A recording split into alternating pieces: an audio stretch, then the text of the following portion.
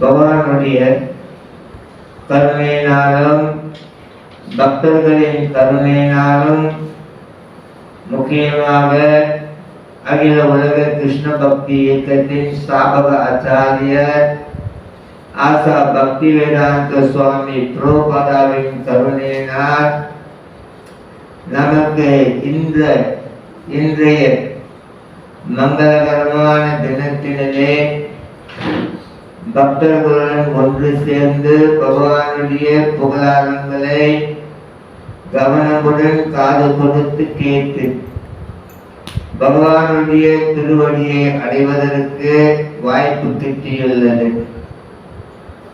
எல்லோருக்கும் பொதுவாக இந்த வாய்ப்பு கிடைத்து விடாது.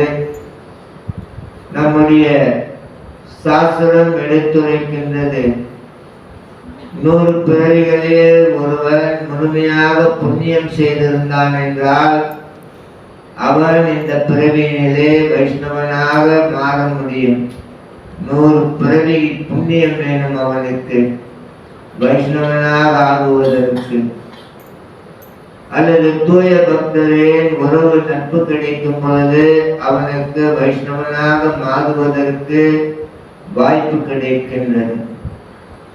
ஆகையினால் நமக்கு இந்த மங்களகரமான தினத்திலே கலந்து கொள்வதற்கு தூய பக்தர்களே கருணை கிடைத்திருக்கின்றது. முக்கியமாக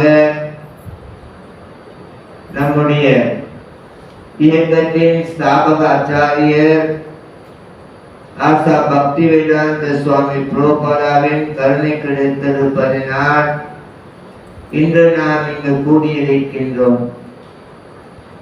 எவ்வளவுக்கு எவ்வளவு நாம் சத்சங்கத்தில் இருந்து கொண்டு பகவானுடைய புகழாரங்களை கேட்கின்றோமோ, எவ்வளவுக்கு எவ்வளவு கேட்ட புகழாரங்களை மறுபடியும் நாம் கீர்த்தனை செய்கின்றோமோ அவ்வளவுக்கு அவ்வளவு நாம் பகவானுடைய திருலோகத்தை நோக்கி போய்கொண்டிருக்கின்றோம் என்பதை நாம் மறந்துவிடக்கூடாது. மிக மிக மங்களகரமான தினம் இன்றைய தினம். பொதுவாக வெளிப்புறத்திலே மக்கள்கள் நவராத்திரி விழாவையும் கொண்டாடி கொண்டிருக்கின்றனர். இருந்தாலும் இந்த உலகத்தினிலே நிறைய கோயில்கள் இருந்தும், நிறைய இயக்கங்கள் இருந்தும், நிறைய தர்மவாதிகள் இருந்தும் நாளுக்கு நாள் உலகத்தினிலே பிரச்சனைகள் அதிகமாகிக் கொண்டிருக்கின்றன. நாளுக்கு நாள் மக்களிடையே, நாடுகளுக்கிடையே,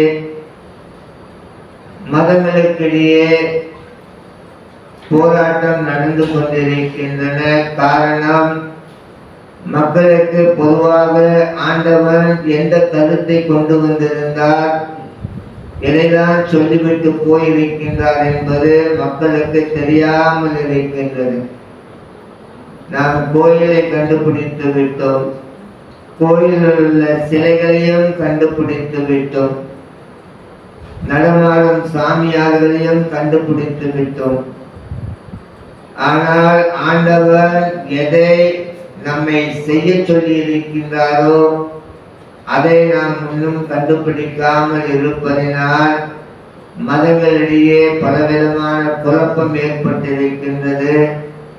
நாடுகளுக்கிடையே, மக்களுக்கிடையே பலவிதமான குழப்பங்கள் ஏற்பட்டிருக்கின்றது. காரணம், பகவானுடைய உண்மையான தர்ம உபதேசம் மக்களுக்கு தெரியாமல் இருக்கின்றது. அசதோமா அசக்தமா தமாசிமா ஜோதிர்கமா மிருத்யுமாம் அமிர்தகமாய, அழகாக வேதம் சொல்லுகின்றது. தற்காலிகமான உலகத்தினிலே இருக்காதே, நித்தியமான உலகத்திற்கு வா. இருள் படிந்த உலகத்தினிலே இருக்காதே, வெளிச்சம் நிறைந்த உலகத்திற்கு வா. மறுபடியும் மறுபடியும் இந்த பூமியில் பிறந்து சாகாதே, நித்தியமான வாழ்விற்கு வா என்று சாஸ்திரம் எடுத்துரைக்கின்றது. ஆகையினால் மிக மிக முக்கியம், இந்த திருவிழாக்கள் ஒரு புறம் நடந்து கொண்டிருந்தாலும் மிக முக்கியம். ஆண்டவன் இந்த உலகத்திற்கு எதற்காக வந்து போயிருக்கின்றார், அதை நாம் புரிந்து கொள்ள வேண்டும். கோவிலை பார்ப்பது ஒரு புறம் இருந்தாலும், கோவில் சிலைகளை பார்ப்பது ஒரு புறம் இருந்தாலும், அதைவிட மிக மிக மிக மிக முக்கியம், ஆண்டவர் நம்மை எதைதான் செய்ய சொல்லிவிட்டு போயிருக்கின்றார் என்பதை உணர்ந்து கொண்டு அதன்படி நாம் நடந்தோம் என்றார். கசிரிதா தோகபாக கசின சேதச கசித் அக்ஞான சம்முவாசித்தேன் தனந்தியா என்று 18வது அத்தியாயத்தில் 72வது பதத்தினிலே கண்ணன் அர்ஜுனனிடம் கேட்கின்றார், அர்ஜுனா, நான் பேசிய இந்த தர்ம உபதேசங்களை கவனத்துடன் காது கொடுத்து கேட்டாயா? உன்னுடைய அறியாண்மை, உன்னுடைய சந்தேகம் உன்னை விட்டு விலகிவிட்டதா என்று கேட்கின்றார். நசமோஹாஸ்மதி லப்தா பிரசாதன் மாயா உச்சதா சித்தோஸ்மிகதி சந்தேயா கரேசே வாச்சனம் தவா. அர்ஜுன் சொன்னார், கண்ணா, நீ சொல்லிய அனைத்தையும் நான் கவனத்துடன் காது கொடுத்து கேட்டுவிட்டேன். இப்பொழுது என்னுடைய அறியாண்மை, என்னுடைய சந்தேகம் என்னை விட்டு நீங்கிவிட்டது. இப்பொழுது நீ சொல்வது அனைத்தையும் நான் செய்கின்றேன் என்று அர்ஜுனன் கண்ணனிடத்திலே தன்னுடைய வாக்கை கொடுக்கின்றார். மிக மிக முக்கியம். நாம் கோயிலை அலங்காரம் செய்கின்றோம், விக்கிரகங்களை அலங்காரம் செய்கின்றோம்.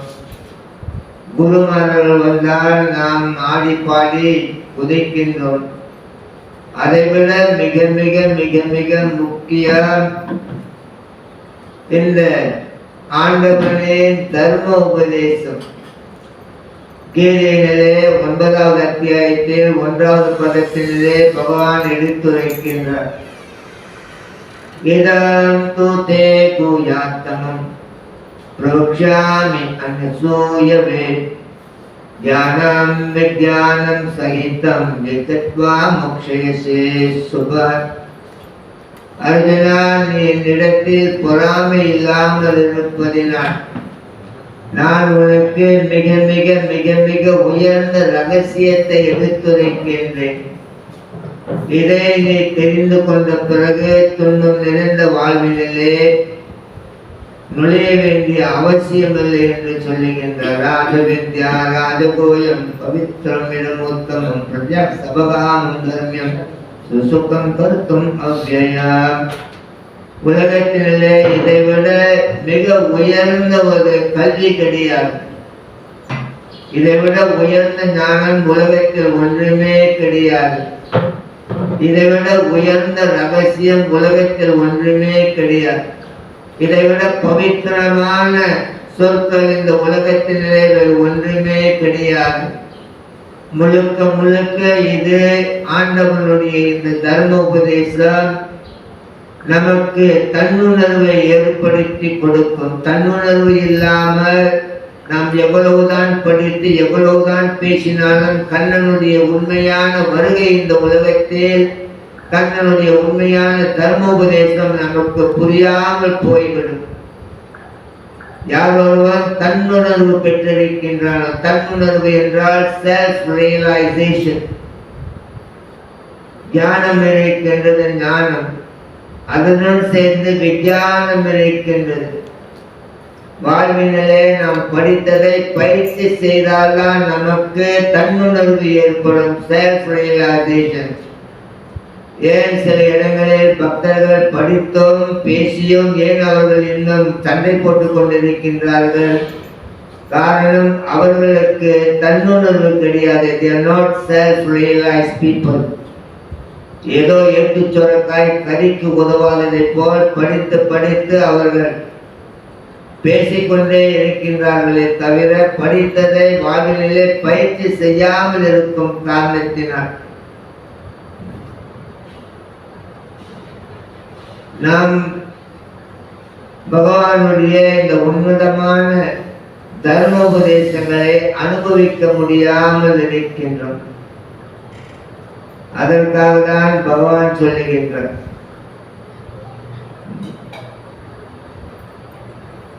இதம் தூதே பூயாத்தமம் பிரபக்ஷாமி அனுசூயவே ஞானம் விஞ்ஞானம் சகிதம் யத்வா மோக்ஷயசே சுபத். எல்லா விதமான துன்பங்களிலிருந்தும் நீ விடுபடுவாய் அர்ஜுனா.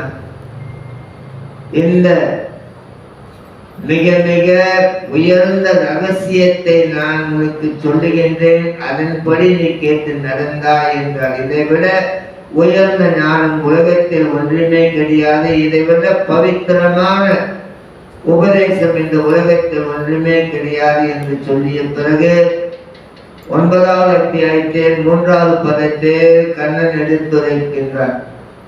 அஸ்ராடதான புருஷா தர்மஸ்ய பரந்தபா. யார் ஒருவனுக்கு இந்த பக்தி பாதையிலே நம்பிக்கை இல்லாமல் இருக்கின்றதோ, மிருத்யு சம்சார வரிமணி மறுபடியும் அவன் இந்த உலகத்தில் பிறவி எடுக்க வேண்டும். நாம் நினைத்து விடக்கூடாது, நான் ஹரே கிருஷ்ண இயக்கத்துக்குள் நுழைந்து விட்டேன், நான் குரு தீர்ச்சி எடுத்து விட்டேன், நான் இப்பொழுது பகவானுக்கு திரும்புவதற்கு எனக்கு ஒரு டிக்கெட் கிடைத்து விட்டது என்று நாம் நினைத்து விடக்கூடாது. விஸ்வநாத் சக்கரவர்த்தி அழகாக எடுத்துரைக்கின்றார், ஏன் மனிதர்கள் இந்த உலகத்தில் மறுபடியும் பிறவி எடுக்கின்றார்கள் என்று. அவர் 4 காரணங்களை சொல்லுகின்றார். முதலாவது காரணம், போன பிறவியில் செய்த புண்ணியங்களுக்காக. பக்தி செய்தவன் இந்த உலகத்தினிலே பிறவி எடுக்க வேண்டிய அவசியம் கிடையாது.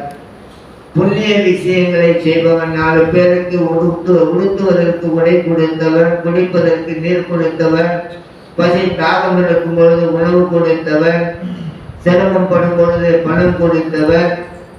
இந்த உலகத்தினிலே மக்களுக்கு புண்ணிய காரியம் செய்தவர்கள் இந்த பிறவியிலே பிறக்கின்றார்கள். இருந்தாலும் நல்ல குடும்பத்தினிலே பிறக்கின்றார்கள், பொருளாதார நிகழ்வினிலே நல்ல நிலையில் இருப்பார்கள். விஸ்வநாத் சக்கரவர்த்தி சொல்றார், போன பிறவியின் புண்ணியத்துக்கேற்ப இந்த பிறவியில் மனிதன் பிறவி எடுக்கின்றார். 2வது, போன பிறவியின் பாவங்களுக்கு ஏற்ப இந்த பிறவியில் அவன் பிறவி எடுக்கின்றான். 3வது, நாம அபராதம், பகவானுடைய சேவை அபராதம் இருக்கின்றது, நாம அபராதம் இருக்கின்றது. பகவானுடைய சேவைகளை சரியாமல் செய்யும் பொழுது, பகவானுடைய சேவைகளை சரியாக செய்யாமல் போகும் பொழுது மறுபடியும் அவன் பிறவி எடுக்கின்றான். பகவானுடைய நாமங்களை சொல்லும் பொழுது, மற்ற ஜீவன்களை நிந்திக்கும் பொழுது, மற்ற ஜீவன்களை மட்டம் தட்டி வழிநடத்தும் பொழுது அவன் மறுபடியும் இந்த உலகத்தில் பிறவி எடுக்கின்றான் என்று. ஆகையினால் பக்தியை செய்ய வேண்டும், பகவானுக்கு சாதகமாக அந்த பக்தியை செய்ய வேண்டும்.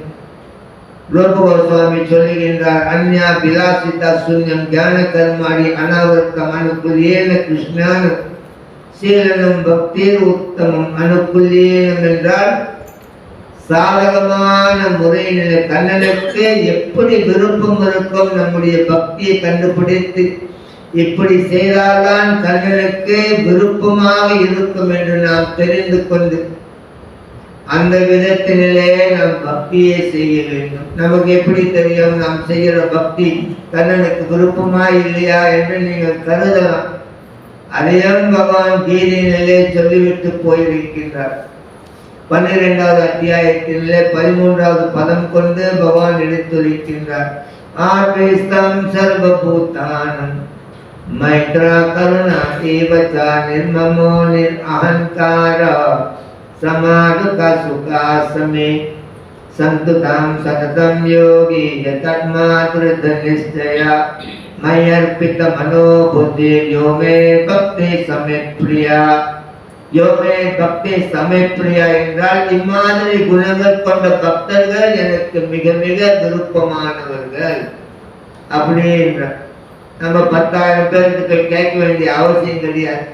நான் ஒழுங்கா பக்தி செய்யறேனா அப்படின்னு கேட்க வேண்டிய அவசியமே கிடையாது. பகவானுடைய தர்ம உபதேசங்களை கவனமாக நாம் படித்து காது கொடுத்து கேட்டோம் என்றால் பகவான் இங்கு சொல்றார். பொதுவாக பகவான் நிறைய விஷயங்கள் அந்த இடத்துல சொல்றார். முக்கியமாக பகவான் சொல்றார் ஆத்மிஸ்தா சர்வபூதானன்.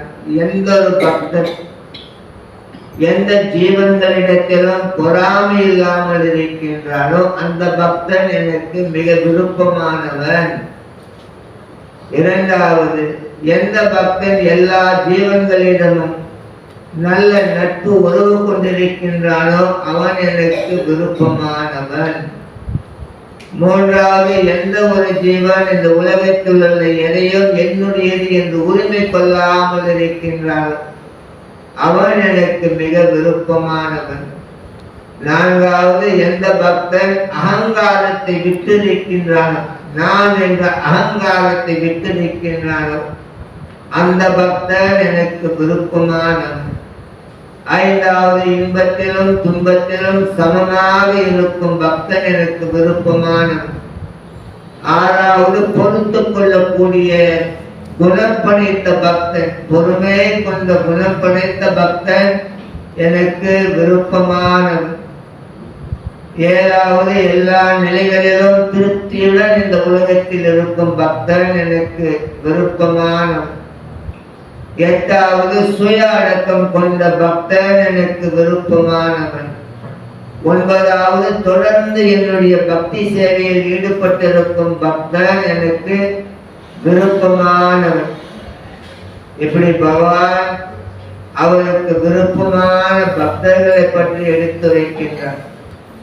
கடைசி ஸ்லோகத்தினிலே 12வது அத்தியாயம் 20வது பதத்தில் சொல்லுகின்றார், ஏதோ தர்மம் அமிர்தமிடம் யதோதா பரிபாசத்தே சதாரான மத்பரஹா பக்தா சேஜமே பிரியா. பகவான் சொல்றார் கடைசி ஸ்லோகத்தில், இந்த அழியாத பக்தி பாதையிலே நிலைத்து இருக்கும் என்னுடைய பக்தன், இந்த பக்தி பாதையிலே முழு நம்பிக்கையுடன் இருக்கும் என்னுடைய பக்தன்,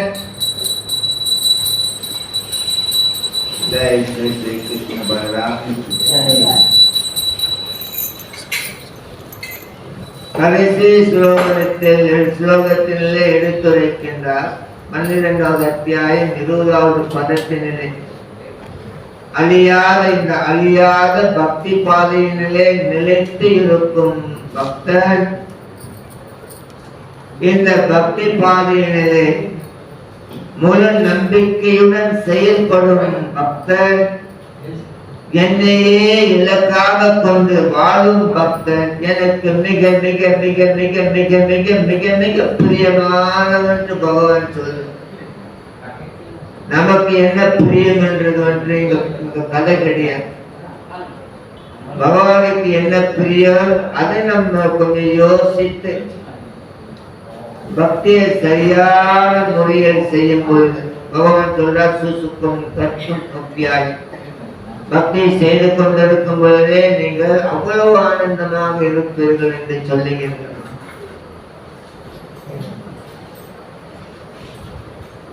மாயா தத்தமிடம் சர்வம் ஜகத் அவ்யக்தமூர்த்தினாம் மஸ்தானே சர்வபூதானி நாசஹம் தேஷு அவஸ்திதா. 9வது அத்தியாயத்தில் 4வது பதத்தினிலே பகவான் சொல்லுகின்றார், என்னுடைய உருவமற்ற சக்தியினிலே நான் இந்த உலகத்தில் பரவி இருக்கின்றேன் என்று.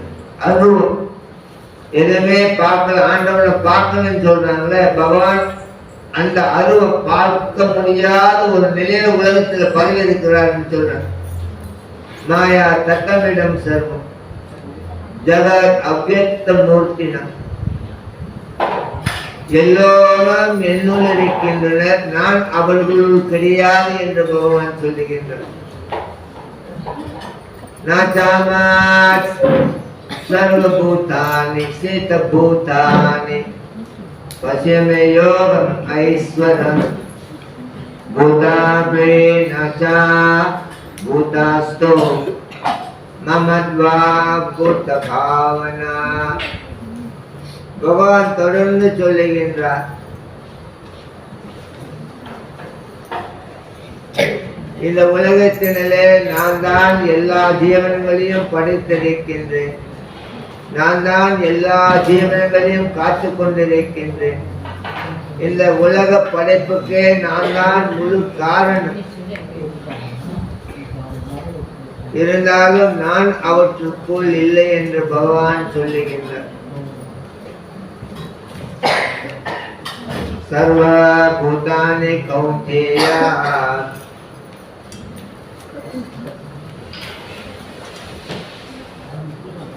பகவான் தொடர்ந்து சொல்லுகின்றார். கல்பசயா புனஸ்தானி கல்படா விஸ்ருஜாமி ஆஹா.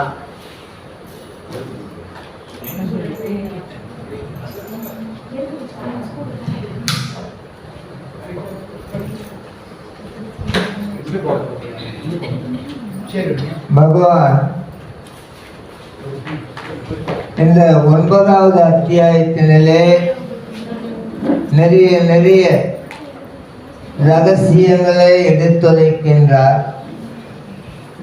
சர்வ பூதானி கௌந்தாய பிரகிருதி யாந்தி மாமிகம் கல்பாசயா புனஸ்தானி கல்படாவ் விஸ்ருஜாமி ஆஹாம் என்று சொல்லுகின்றார். இந்த யுகத்தின் அழிவு நடக்கும் பொழுது, இந்த உலகம் அழியும் பொழுது எல்லாம் என்னுடைய இயற்கைக்குள் நுழைகின்றது. மறுபடியும் பிரபஞ்சம் ஆரம்பமாகும் பொழுது எல்லாம் என்னுடைய இயற்கையிலிருந்து வெளியாகின்றது என்று சொல்லுகின்றார்.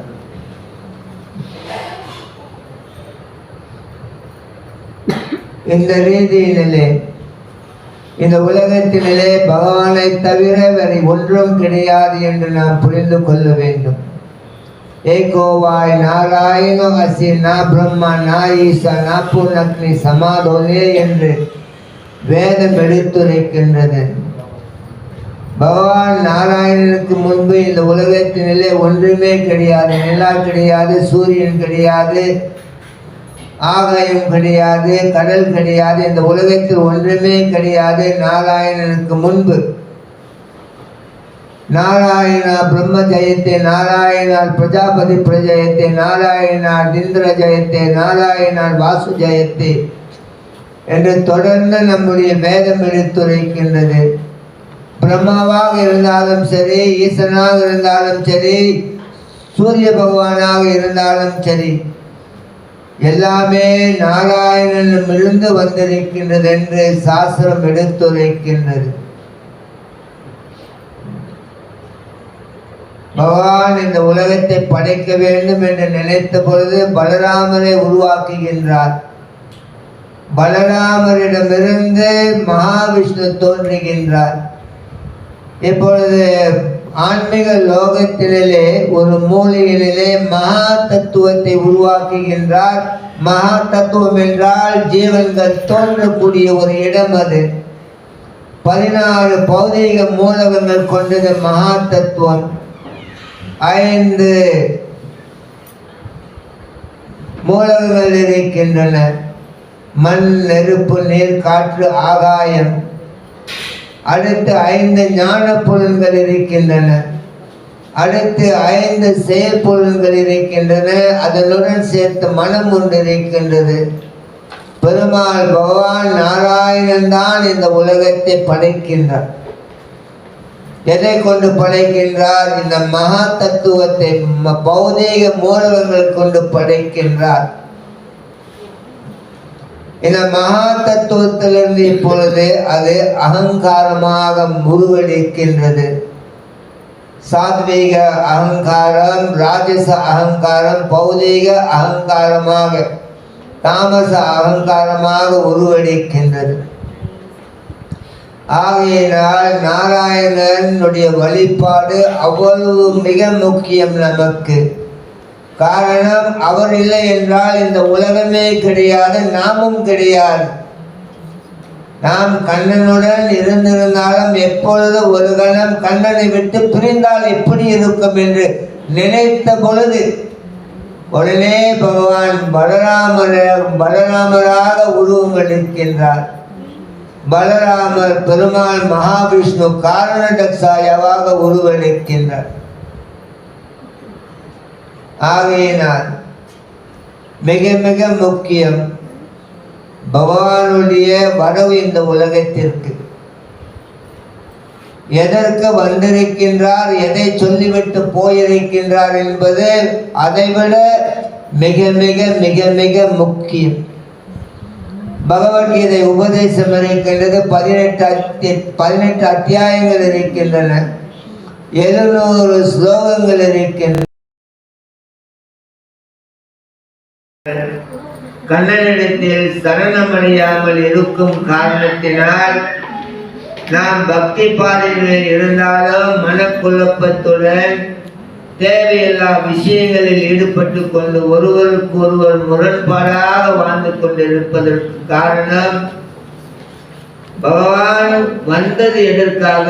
என்னிடத்தில் நீ சரணடை, உன்னை எல்லா விதமான பாவங்களிலிருந்தும் விடுவிப்பேன் என்று சொன்னார். எப்படி சரணடைய வேண்டும்? அதை பகவான் 18வது அத்தியாயம் 57வது பதம் கொண்டு சொல்லுகின்றார். சேதசா சர்வ கர்மாணி மயி சந்நியாசி மத்பரஹ புத்தியோகம் உபாசிதா மா சித்தம் சததம் பவா. அர்ஜுனா, உன்னுடைய எல்லா காரியங்களிலும் என்னையே நீ நம்பியிரு, என்னையே எதிர்பார்த்து என்னையே நம்பி உன்னுடைய காரியங்களை செய். எப்பொழுதும் என்னுடைய பாதுகாப்புக்குள் இரு. என்னுடைய உணர்வோடு இந்த உலகத்தில் உன்னுடைய காரியங்களை செய் என்று பகவான் சொல்றார். சரணாகதி. நாம போட்டு பட்டையை போட்டா மட்டும் போதாது. ஆண்டவனை நம்பி வாழ. தெருவில் போற நாய்களை நம்பக்கூடாது. வீட்டிலேயே நமக்கு யார் எதிரி யார் நண்பன்னு தெரியாத உலகத்துல வாழ்ந்துகிட்டு இருக்கோம். நம்ம கூட பழகிறவன் நமக்கு நண்பனா எதிரியா தெரியாம வாழ்ந்துகிட்டு இருக்கோம். அவனுக்கு நீ சாதகமா பேசினா நல்லவன் சொல்லுவான். அதே அவனுடைய உண்மையை நம்ம சில முரண்பாடா சொல்லும் பொழுது உன்னை கெட்டவன் சொல்லுவான். நேற்று சொல்லிக்கிட்டு இருந்தேன், நல்ல வாயன் நார வாயன் இருக்கான்னு. யாரு சொன்னா? நம்ம அண்ணன் வடிவேலு சொன்ன. காலையில அம்மா காலில் விழுவுறான் பட்டை போட்டுட்டு, தாயே தெய்வமேன்றான். அப்பா காலில் விழுவுறான், பூஜை பண்ணிட்டு போறான். பிறகு ராத்திரி வந்துட்டு அம்மா உதைக்கிறான், அப்பா உதைக்கிறான், மரியாதை இல்லாம இருக்கிறான். அம்மா சொன்னாடி, ஐயா காலையில நல்லா பேசினியே, இப்ப ஏன்டா இப்படி மாறிட்டேன்றான். அது காலையில நல்ல வாயி, இப்ப நார வாயின்னா. நம்ம கோயில்ல நாரவாயா இருக்கக்கூடாது, வெளியே நல்லவாயா சொல்லக்கூடாது, வேஷம் போடக்கூடாது. பக்தியில் சகோதரத்துவம் இல்லை, பக்தர்களிடையில மரியாதை இல்லை, பக்தி இல்லை. இவைகள்லாம் இல்லாம வெளியே சிரிச்சுக்கிட்டு வாங்க, ஹரே கிருஷ்ணா சொல்லுங்க, உங்க கஷ்டங்கள் தீர்ந்துடும் அப்படிலாம் சொல்ல முடியாது. முதல்ல நீங்க ஹாப்பியா ஆனந்தமா நேர்மையா சத்தியமா தர்மத்துக்குள்ள இருக்கணும். உலகமே என் பல கஷ்டங்கள் மாட்டிக்கிட்டு ஸ்தூல சரீரம் சரீரம் இருக்கு, 3 விதமான உடல் இருக்கு நமக்கு. இத தூரியா என்ற ஆத்மா இதெல்லாம் பார்த்துக்கிட்டு இருக்கு. இந்த 3 உடல், ஸ்தூல சரீரம் இருக்கு, சூக்ஷ்மம் சரீரம் இருக்கு, காரண சரீரம் இருக்கு. இந்த 3 விதமா அதை இயங்கிக்கிட்டு இருக்கு இந்த உலகத்துல. எப்படி நீங்கிறது? ஜாகிரதா, ஸ்வப்னா, சுசுப்தி என்று இயங்கிக் கொண்டிருக்கு. ஜாகிரதானா நம்ம உட்கார்ந்து இருக்கு, நமக்கு தெரியுது இப்ப என்ன நடந்துகிட்டு இருக்கு, இன்னைக்கு பூரா என்ன செய்து நமக்கு தெரியுது. தூங்கிட்ட பிறகு நம்ம என்ன செஞ்சோம் நமக்கு தெரியல.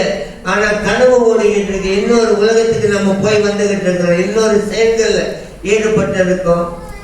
அப்ப நம்ம வந்துட்டு வாழ்ந்து கொண்டு நடந்து கொண்டு செயல்களை செய்து கொண்டு இருப்பது ஜாகிரதா உணர்வு, கான்சியஸ் உணர்வு, முழு உணர்வோடு நம்ம இருக்கிறோம். ராத்திரி தூங்குறவங்கள ஸ்வப்னா, கனவு உலகம் இருக்குல்ல, அது வந்துட்டு சப்கான்சியஸ்னஸ், அது முழுமையான உணர்வு இல்லை அதுல. அதனால காலையில் எழுந்திரிச்சது சில நேரம் நினைக்கிறோம் ஏதோ கனவு வந்துச்சு, என்னது சில நேரம் நம்ம யோசிக்கிறோம். அது இன்னொரு உடல். அது அடுத்தது சுசுப்தின்னு ஒரு உடல் இருக்கு.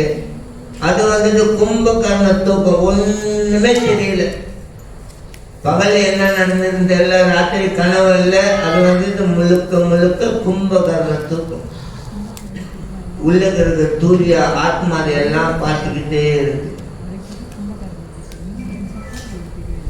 கிருஷ்ணர் சொல்றாரு, அர்ஜுனா, நான் சொல்லும் இந்த அறிவுரையை நீ ஏற்காது உன்னுடைய சொந்த அகங்காரத்துடன் இந்த உலகத்துல வாழ்ந்தீங்கன்னா நீ இருக்கிற இடமே தெரியாம போயிருவ. அவ்வளவு ஸ்வபாவஜேன கௌந்தேய நிபான ஸ்வன கர்மனோ கர்த்தும் நேசசி யன்மோஹ கரிஷ்யசே அவசாபிதா. 18வது அத்தியாயத்துல 60வது பதத்துல பகவான் சொல்றார், அர்ஜுனா, அறியாண்மையினால நான் சொல்றது நீ செய்யாம இருக்கிற. ஆனா நீ செய்ய வேண்டியதை நீ செய்துதான் ஆக போற. நான் உன்னை என்ன நினைன்னு சொல்லும் பொழுது நினைக்க மாட்டேன்னு நினைக்கிற. ஆனா நீ ஏதாவது நினைக்கதான் போற. என்ன நம்பி இருன்னு நான் சொல்றேன், நீ நம்ப மாட்டேன்னு நினைக்கிற. ஆனா நீ வேற யாராவது நம்பதான் போற. என்னுடைய பாதுகாப்புக்குள்ள இருன்னு சொல்றேன். ஆனா அறியாண்மையினால நீ என்ன நினைக்கிற, நான் ஏன் உன் பாதுகாப்புக்குள்ள வரணும்னு நினைக்கிற. ஆனா நீ வேற ஒருத்தரோட பாதுகாப்பு தேடுவ. அவரவர்கள் குணங்களுக்கேற்ப அவரவர்கள் காரியங்களை நிறுத்த முடியாது. இந்த இடத்துல நம்ம நம்புற விஷயத்தை நிறுத்த முடியாது, பாதுகாப்பு தேடுற விஷயத்தை நிறுத்த முடியாது, நம்ம நினைக்கிற விஷயங்களை நிறுத்த முடியாது. அதெல்லாம் நம்ம செய்ய போறோம். கிருஷ்ணா சொல்ற, நீ தான் செய்ய போறிய, நீ தான் செய்துகிட்டு இருக்கிய. அது ஏன் எனக்காக செய்யக்கூடாதுன்னு சொல்ற? ஏன் அவருக்காக செய்யணும்? ஈஸ்வரா சர்வபூதானம் ஹிருதயேஷு அர்ஜுனா திஷ்டதி பிரமயான் சர்வபூதானி ஜந்த்ராருதாய மாயையா. பகவான் சொல்றார், இந்த உடல் என்னும் இயந்திரத்துக்குள்ள நான் உட்கார்ந்து இருக்கேன் பரமாத்மாவா. நான் தான் இந்த உடலை இயக்கிக்கிட்டு இருக்கேன்னு சொல்றேன். யார் இயக்குறா இந்த உடலை செயல்களை? கண்ணன் தான் இயக்கிக்கிட்டு இருக்கிறார். அதனால அவர் சொல்றார், நான் தான் உன்னை வழி நடத்துறேன். உன் காரை நான் தானே ஓட்டுறேன். அப்படி என்ன செய்யணும்? டிரைவர் சொல்றது கொஞ்சம் கேட்கணுமா கேட்கக்கூடாதா? எல்லாம் போய் மோதிடுவாங்க. எங்கன்னா எவ்வளோ பெரிய முதலாளியா இருந்தாலும் டிரைவர்கிட்ட சண்டை போட்டீங்கன்னா அவன் எப்படி இருப்பான்? ஒழுங்கா ஓட்ட முடியாது. இந்த மனித உடல் என்னும் இயந்திரத்தை கண்ணன் சொல்றார், நான் தான் இயக்கிக்கிட்டு இருக்கேன். பிறகு சொல்றார் 18வது அத்தியாயத்தில் 62வது பதத்துல, தாமேவ சரணம் கச்சம் சர்வபாவானி பாரதா தத் பிரசாதாம் பரம் சாந்தி ஸ்தானம் பிரப்சசி சாத்வதம். அதுனா எனக்கு நீ சரணடைந்தாய் என்றார். தத் பிரசாதம் பரம் சாந்தி, என்னுடைய உயர்ந்த கருணையை நீ பெற முடியும், உலகத்தில் உயர்ந்த அமைதியை நீ பெற முடியும் சொல்ற. இது தேஜான ஆக்யாத்தம் குயம் குயத்தனம் மயா விமர்சேஷ அசேசேன யதா சாசி ததா குரு. 18வது அத்தியாயத்தில் 63வது பதத்துல பகவான் சொல்ற, அதுனா இந்த உலகத்தில் மிக உயர்ந்த ரகசியத்தை நான் உனக்கு சொல்லி இருக்கிறேன். அதை கேட்டு நடப்பதும் கேட்காம நடப்பதும் உன்னுடைய முடிவுன்னு சொல்லிட்டேன். நம்ம மற்ற மதத்து போல துப்பாக்கி தூக்கிட்டு சுத்துறது கிடையாது. நான் சொல்றேன், நம்ம சுத்தர வேண்டியது. பகவான் சொல்ற, உனக்கு சுதந்திரம் இருக்கு. பொதுவாக நம்ம என்ன செய்யறோம், அந்த சுதந்திரத்தை தவறாக பயன்படுத்திக்கிட்டு இருக்கிறதுனால நம்ம வாழ்க்கையில வந்து என்ன இருந்தாலும் அமைதி இல்லை, ஆனந்தம் இல்லை. டிவோட்டியா சண்டை போடுறா, அவனுக்கு அமைதி ஆனந்தம் இருந்தா அவன் ஏன் சண்டை போட போறான்? ஏதோ ஒன்று குறைபாடு இருக்கிறதுனால அவன் சண்டை போடுறான். எல்லாமே முழுமையா நினைந்து இருந்தா அவனுக்கு எதுவும் தேவையில்லையே இந்த உலகத்துல. புரோபா சொல்றார், இந்த கருமைகள் வெளியே உள்ளவன் பக்தி இல்லாதவன் அவன் அன்றாட போட்டி போட்டு வாழ்ந்துகிட்டு இருக்கான், நீ பெருசா நான் பெருசான்ட்டு. பக்தர்கள் போட்டி போட்டு வாழ்வது கிடையாது. காரணம், பக்தர்களுக்கு இந்த உலகம் இலக்கு கிடையாது. பக்தர்களுடைய இலக்கு என்ன? பகவானுடைய திருலோகம். ஆகையினால் பக்தர்கள் இந்த உலகத்தில் அவங்களுக்கு இது ஒண்ணுமே வேண்டாம், இந்த உலகத்தில் எனக்கு இந்த உலகமே வேண்டாம், கண்ணா உன்னுடைய லோகம் தான் வேணும் என்று விரும்புறவங்க இந்த உலகத்துக்கு எதுக்காக சண்டை போட போறா? அப்ப சில பக்தர்கள் சண்டை போடுறாங்க, என்ன அர்த்தம்? அவனுக்கு இந்த உலகத்தில் ஏதோ ஒரு ஆசை இருக்கின்றது என்ற அர்த்தம். முழுமையாக பக்தியினிலே பூர்ணத்துவம் அடைந்த பக்தர்கள் சாந்தமாக, கபிலதேவ் சொல்ற தித்திக்ஷவா கருணிகா சுரிதா அதேத்தா சாந்திரவா சாந்துவா சாதுவா சாது பூஷணா என்று ஸ்ரீமத் பாகவதத்தில் 3வது காண்டத்தில் 25வது அத்தியாயத்தில் 21வது பதத்தில் கபிலதேவ் சொல்றார், பக்தர்களுக்கு முழுமையான பொறுமை இருக்கும் அவர்களிடத்தில், நல்ல கருணை இருக்கும் அவர்களிடத்தில், எந்த ஜீவனையும் எதிரிகளாக பார்க்க மாட்டார்கள் பக்தர்கள், சாஸ்திர விதியின்படி அவர்கள் வாழ்வை நடத்துவார்கள், எல்லா ஜீவன்களையும் நல்ல நண்பனாக பார்ப்பார்கள், அமைதியாக வாழ்பவர்கள் வைஷ்ணவர்கள் என்று சொல்லிய பிறகு சொல்லுகின்றார், பிரசங்கம் அஜனா பாசம் ஆத்மனோ காவயோடியோ சாயிவ சாது சொக்ரிஷ்டோ மோக்ஷாத்வாரம் அப்பாகட்டம். பொதுவாக இந்த உலகத்தின் பற்றுதல் சரி கிடையாது. உலகத்தின் மேல் பற்றுதல் கொண்டாய் என்றால் மறுபடியும் நீ பந்தப்பட்ட வாழ்வினிலே நுழைய வேண்டும். அதே பற்றுதலை நீ வைஷ்ணவ பக்தர்களிடத்தில் செலுத்தினாய் என்றார், உனக்கு மோட்சம் கிடைத்துவிடும் என்று சொல்லுகின்றார். காரணம், பக்தர்கள் அவ்வளவு தெய்வீகமானவர்கள். வைஷ்ணவன் பகவானுக்கு அவ்வளவு நெருக்கமானவன். காரணம், அவனை விட உத்தமமானவன் இந்த உலகத்தில் கிடையாது.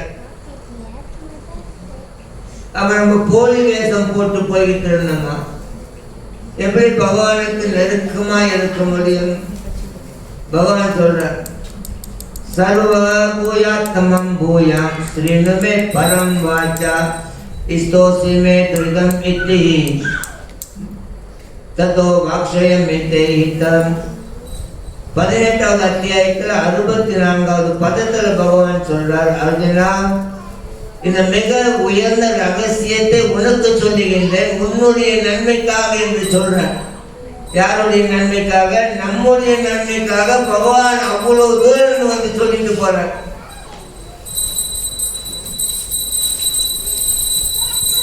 பிறகு பகவான் சொல்றார் 18வது அத்தியாயத்தில் 65வது பதத்திலே, மன்மனா பௌமத் பக்தம் மாத்யாதிமாம் நமஸ்குரு மாமிவ சாசி சத்தியந்தி பிரதேஜன பிரியோசிமே. எப்பொழுதும் மனதார என்னை நினைத்து வாழ், என்னுடைய பக்தனாக இரு, எனக்கு உன்னுடைய வந்தனங்களை செலுத்து, எனக்கு உன்னுடைய வழிபாடை செய், சத்தியம் செய்கின்றேன் நீ என்னிடம் வருவாய். பகவான் சத்தியம் செய்ற.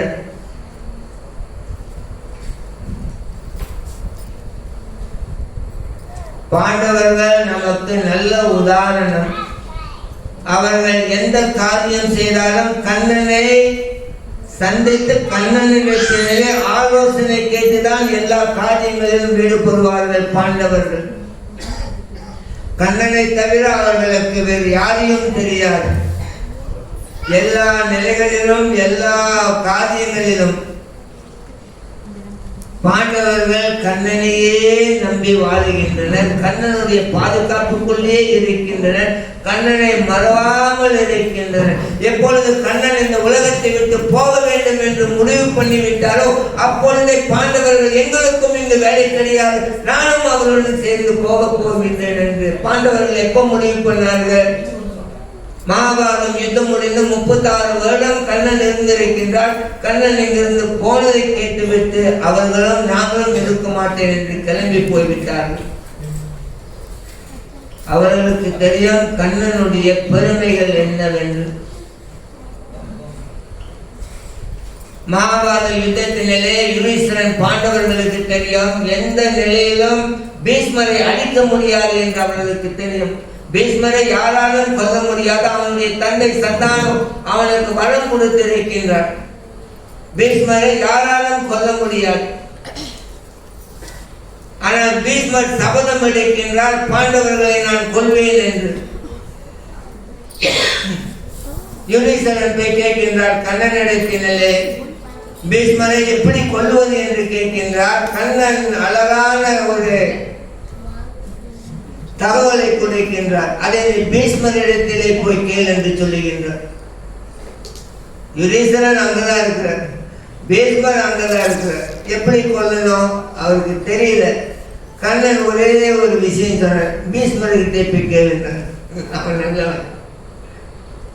பீஷ்மர் இடத்துல போறார். தாத்தா உங்களை எப்படி நாம கொல்ல முடியும்னு கேட்கிறார்.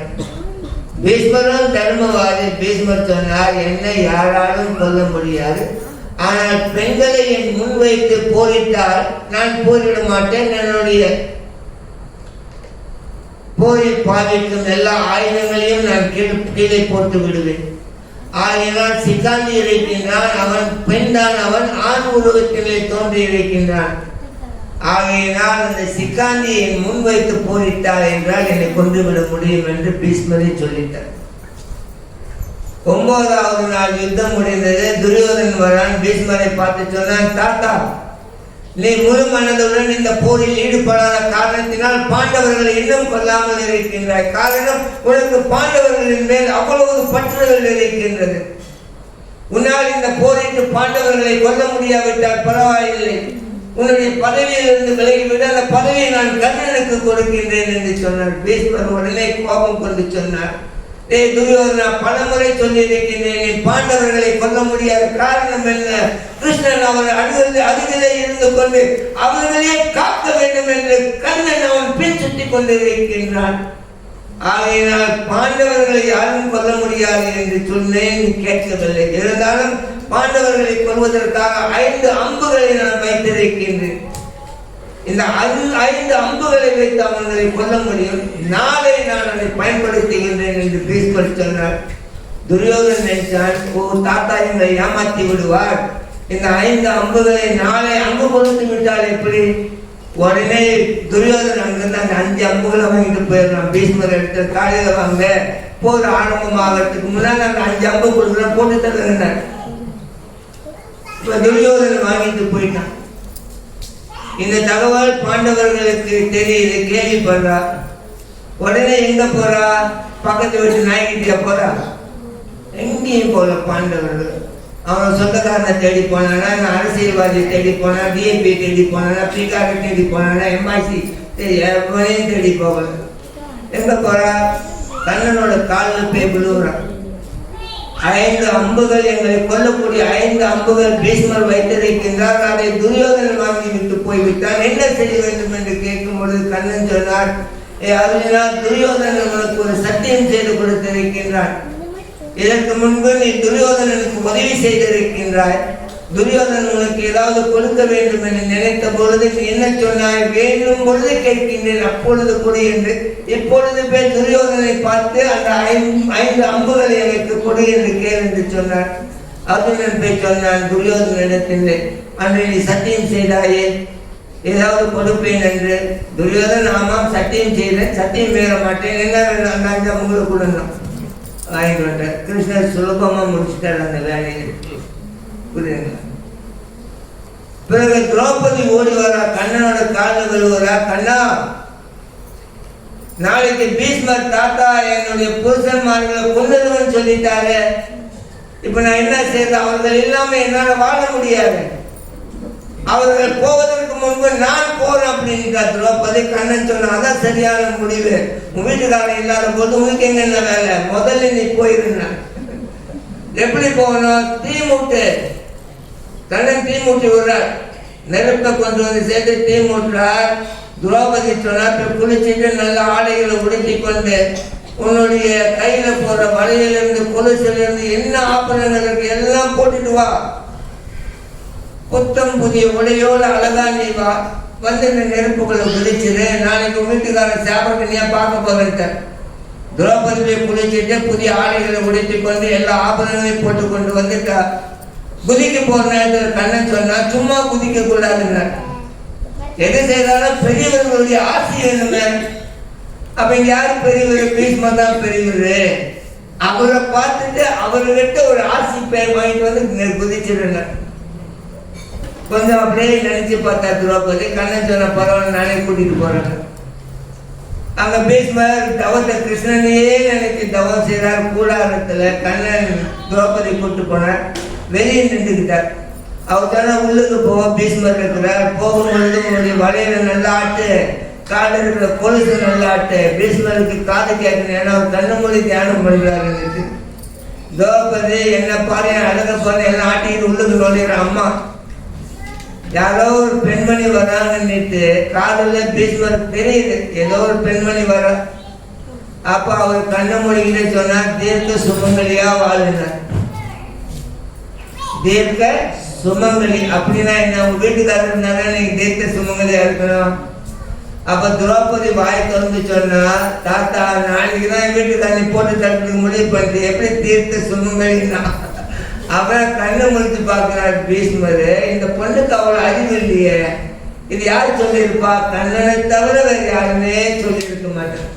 வேக வேகமா வெளியே வர்றாரு, கண்ணன் தெரியாத புள்ள மாதிரி எங்க நிக்கிற. பீஷ்மர் சொன்னார், கண்ணா நீ யாரை கொல்ல முடிவு பண்ணிட்டியோ அவனை யாராலையும் காப்பாற்ற முடியாது. நீ யாரை காப்பாற்றணும்னு முடிவு பண்ணிட்டியோ அவனை யாராலும் கொல்ல முடியாது. ராக்கி கிருஷ்ண மறைக்கே மறை கிருஷ்ண ராக்கிக்கு. புரியுதாங்க? பக்தி நம்ம வந்துட்டு நம்ம வழியில் ஏதாவது செய்யணும்னு பார்க்கணும். தத்துவமலேஷ வழி, தத்துவமலேஷ வழியெல்லாம் பாதிக்க முடியாது. கிருஷ்ணனுடைய வழி இருக்கு, அதை தான் நம்ம பயன்படுத்தணும்.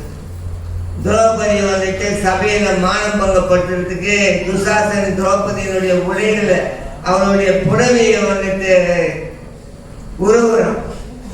அப்ப திரௌபதி யாரை கூப்பிடுறா? முதல்ல எல்லாம் கூப்பிட்டா, வீட்டுக்காரங்க இருந்து எல்லாத்தையும் யாரா வர முடிஞ்சதா, யாரும் வர முடியல. அப்ப திரௌபதி யாரு கூப்பிடுறா? ஒரு கை தூக்கிட்டு ஒரு கை இடுப்புல பிடிச்சிக்கிறா. அப்படியே கண்ணன் வராம போயிட்டானா? உன்ன நான் தான் கை வச்சு பிடிச்சிருக்கிறேன், புடவை ஓடிடாம. ஒரு கையை தூக்கி இன்னொரு கை இடுப்புல புடவை பிடிச்சிக்கிட்டு கூப்பிடுற, கண்ணாவா கண்ணாவா, நீ வரலன்னா பரவாயில்ல, என் கையில உனக்கு பிடிச்சிருக்கேன் நான் புடவைய. கண்ணன் மேலிருந்து சிரிக்கிறார். திரௌபதி பார்த்தா அவர் கிருஷ்ணன் பார்க்கிறா, கிருஷ்ணன் அவர் பார்க்கிறா. அவ பார்க்கிறா, நான் தான் கூப்பிடுறேன், நீ அங்க உட்காந்து சிரிச்சுக்கிட்டு இருக்கீங்க வாங்கினான். கண்ணன் பார்க்கிறா, ஒரு கை கூப்பிடா போதுமா? பாதி என் மேல நம்பிக்கை, பாதி உங்க மேல நம்பிக்கை. நான் என்ன முழுசா நீ நம்பணுமே.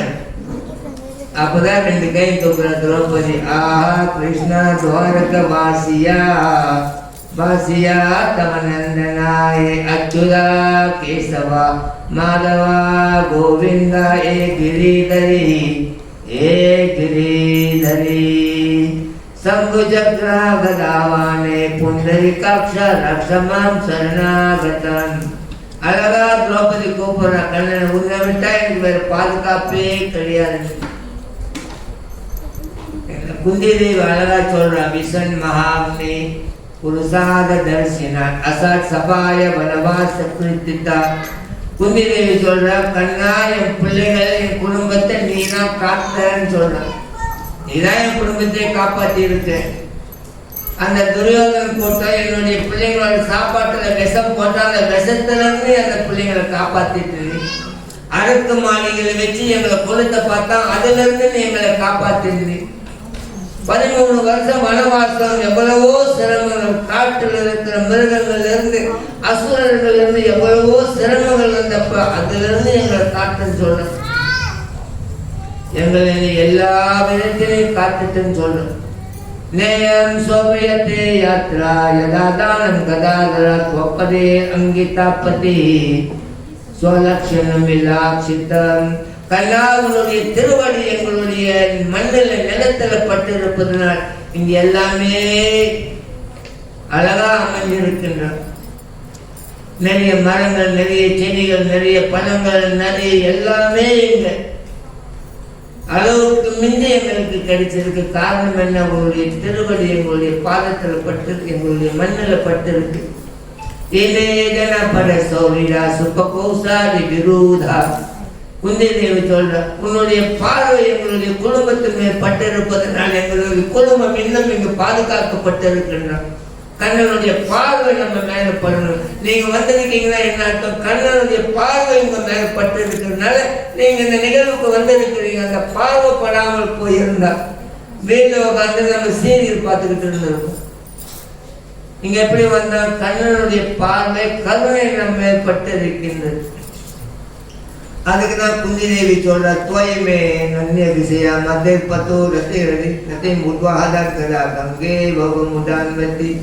கண்ணாய், நீ இங்கு விட்டு போவதற்கு முன்பு எனக்கு என் குடும்பம், நாடு, அதன் மேல் உள்ள பற்றுதல்களை அறுத்து விட்டு கங்கை நதி எப்படி எந்த தடுங்களும் இல்லாமல் கடலில் போய் சேருகின்றதோ அதே போல் எந்த ஒரு தடுங்களும் இல்லாமல் உன்னுடைய திருவடியில் நான் சேருவதற்கு எனக்கு பாக்கியம் கூட என்று குந்தி தேவி கேட்கிறார். எல்லா நிலைகளில் பாண்டவர்கள் எதை நினைக்கிறா?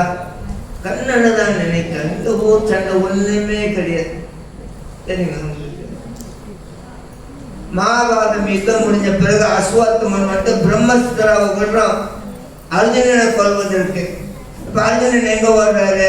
போலீஸ்காரன் வந்தாரு காப்பாத்திட்டு, கிருஷ்ணா கிருஷ்ணா மகாபாவோ பக்தானம் அபயங்கரா துவமேகம் தியமானானாம் அபவர்கா சம்ஸ்ரிதா. சிவன் பாகவதத்தில் 1வது காண்டத்தில் 7வது அத்தியாயத்தில் 22வது பதத்தில் இந்த ஸ்லோகம் இருக்கு. அர்ஜுனன் சொல்ற, கிருஷ்ணா கிருஷ்ணா மகாபாவோ பக்தானம் அபயங்கரா.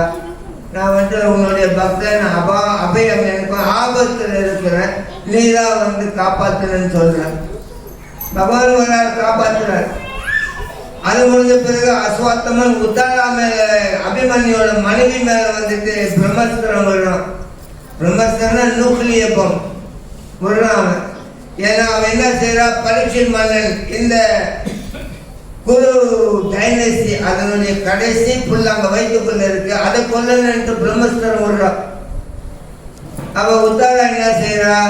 பரி பரி மகாயோகி தேவதேவா ஜகத்பதே நன்யம் துவம் அசயம் மித்ரம் யாத்ரா மிருத்யு பராஸ்பரம். 1வது காண்டத்தில் 8வது அத்தியாயத்தில் 9வது பதத்தில் இந்த ஸ்லோகம் இருக்கு. உத்தாரா எங்க போறா? பரி பரி மகாயோகி தேவதேவா ஜகத்பதே. எல்லா தெய்வங்களுக்கும் மூத்தவன் நீ, எல்லாத்துக்கும் நீதான் காரணம். பை பை என்றால் எனக்கு யாரு பாதுகாப்பு கொடுக்க போறா? உன்னை தவறுன்ட்டு கண்ணன்கிட்ட ஓடுறாங்க. புரியுதுங்களா? அது வந்துட்டு பக்தி. சும்மா போட்டா போட்டி போட்டுக்கிட்டு நீ பெருசா நான் பெருசா, இங்க யாருமே பெருசு இல்லை. நீ பெருசுனா இங்க வந்து எடுக்க மாட்டேன். உண்மையானீங்களா? நீ பெருசு மூளை ரொம்ப, நீ வந்து எடுக்க கூடாது. இங்க அப்ப சத்துமலை சொல்லுக்கு வந்த தும்மரு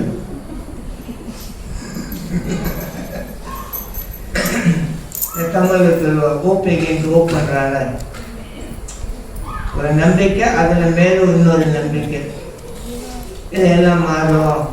இந்த டிஏபி நல்லவனா மாறிடுவோம், பிகே நல்லவனா மாறிடுவோம், எம்ஐசி நல்லவனா மாறி, அரசியல்வாதி நல்லவனா மாறிடுவான், என் சொந்த பண்ண எல்லாமே நல்லவனா மாறிடுவாங்கன்ற ஒரு நம்பிக்கையில வாழ்ந்துட்டு.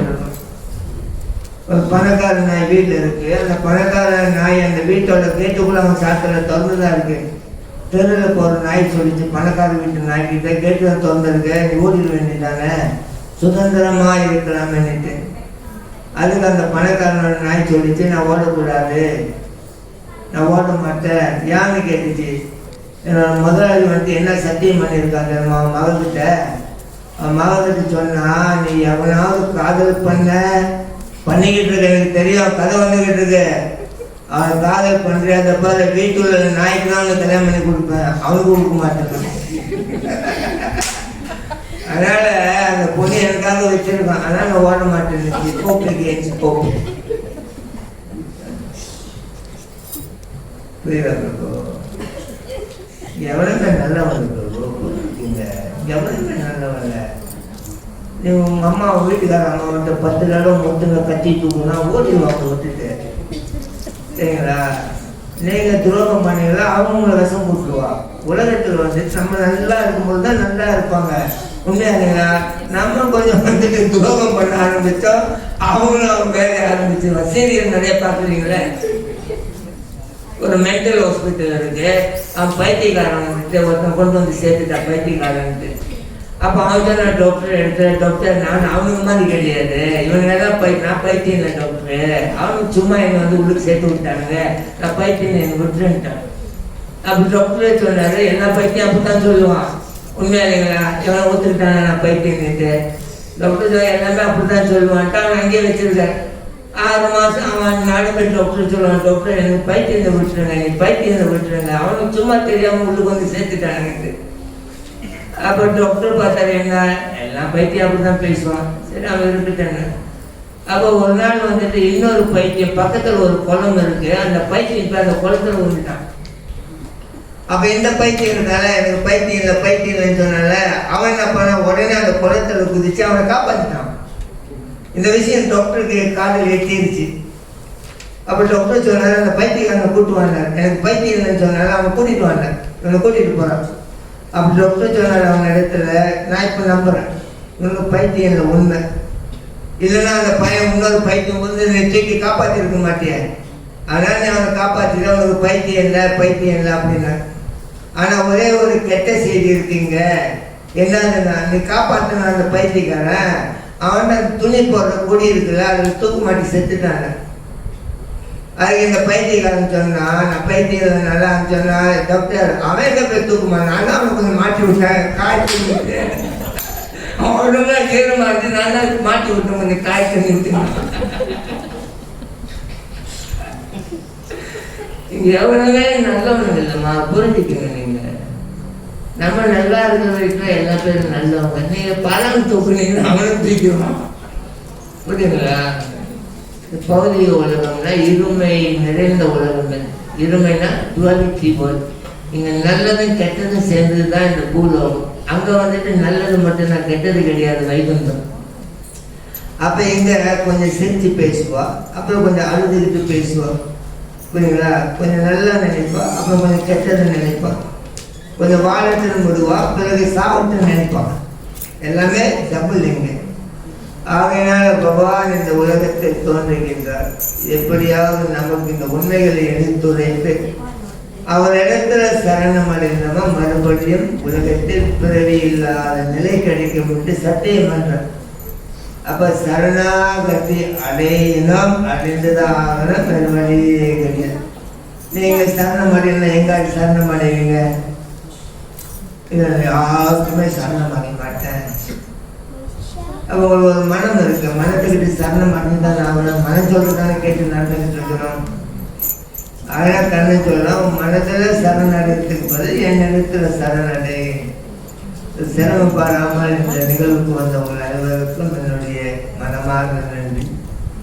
மேலும் மேலும் உங்கள் வாழ்க்கை,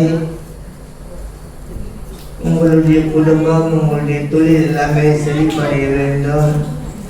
பகவானுடைய உன்னதமான கருணை உங்களுக்கு கிடைக்க வேண்டும். நல்ல முறையிலே பக்தியை செய்து பகவானுடைய திருவடியை அடைவதற்கு என்னுடைய வாழ்த்துக்கள். ஹரே கிருஷ்ணா.